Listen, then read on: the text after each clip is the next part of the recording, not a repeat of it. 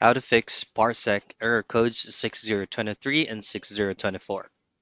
Now I'm going to be showing you the most generic and the most basic troubleshooting steps for you to bypass and fix error code 623 and 6024.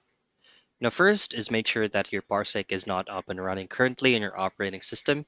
Close it or quit it under these icons right here, or you could also right click on your task manager, access this, and then under processes, make sure that Parsec is not running. If it is, click that and click on End Task. Next is to go into your search icon and then type in Firewall and then choose on Windows Defender Firewall.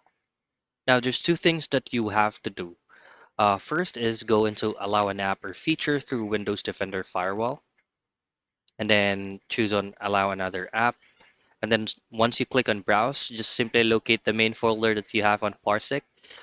Usually it is located on your disk PC, local disk C, program files, or program files 86. Just look for the main folder of your Parsec.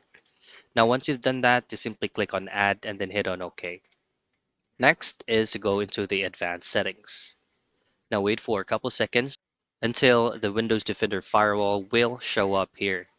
Now, click on Inbound Rules and then look for Parsec here up and running. So, the legend of enabling it is to have a check icon or a check mark. That means that application or software is enabled and up and running.